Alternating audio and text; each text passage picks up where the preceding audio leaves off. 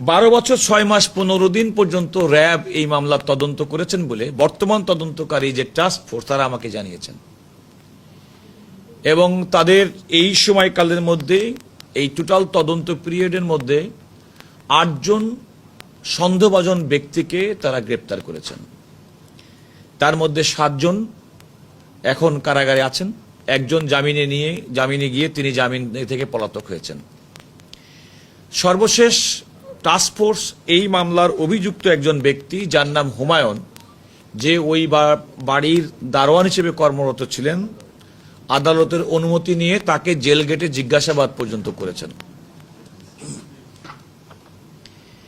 এখানে একটা কথা মনে রাখতে হবে যে 5 আগস্ট 2024 তৎকালীন আওয়ামী লীগ সরকারের বিদায়ের পর অন্তর্বর্তীকালীন সরকার ডক্টর মোহাম্মদ ইউনূস সাহেবের সরকার আসার পরে ওই একই রিট পিটিশনের মধ্যে 30 সেপ্টেম্বর 2024 তারিখে হাইকোর্টের একটি বিভাগ, একটা বেঞ্চ স্বরাষ্ট্র সচিবকে এই মর্মে একটা নির্দেশনা দেন যেন উচ্চ ক্ষমতা সম্পন্ন একটা কমিটি করে টাস্ক ফোর্স গঠন করে এটা তদন্ত করা হয়।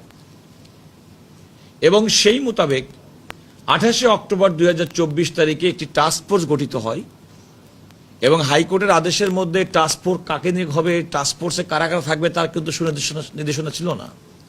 তা সত্ত্বেও পিবিআই প্রধানকে এই টাস্ক ফোর্সের প্রধান করে পুলিশ সদর দপ্তরের অতিরিক্ত ডিআইজির নিচে নহেন এমন একজন কর্মকর্তা, সিআইডি এবং র্যাবের একই র্যাঙ্কের কর্মকর্তাদের সমন্বয়ে প্রথমে 4 সদস্য বিশিষ্ট একটি টাস্ক ফোর্স গঠন করা হয়।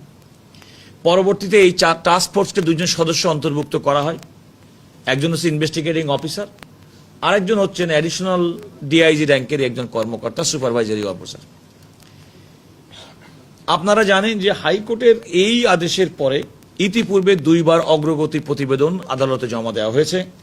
সেটি দেওয়া হয়েছে 6 এপ্রিল 2025 তারিখে, 23 অক্টোবর 2025 তারিখে, এবং আজকে যেটি সুপ্রিম কোর্টের হাইকোর্ট বিভাগে ছিল সেখানে আজকে অর্থাৎ 26/4/2026 তারিখে একটি অগ্রগতি প্রতিবেদন দেওয়া হয়েছে।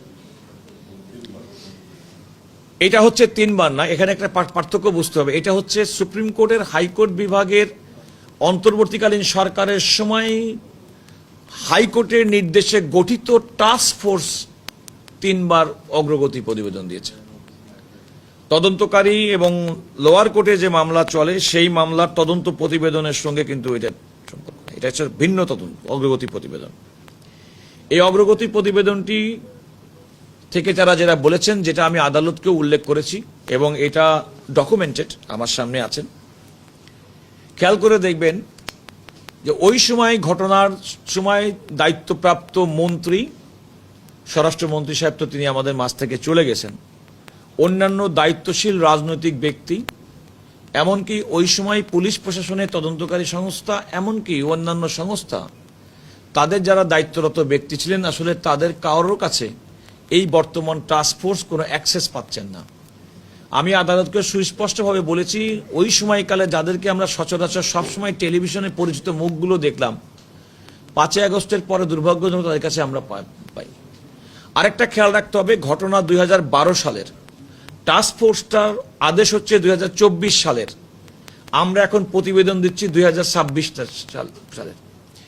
যে কোনো ফৌজদারি অপরাধের প্রথম কথা হচ্ছে ক্রাইম সিন।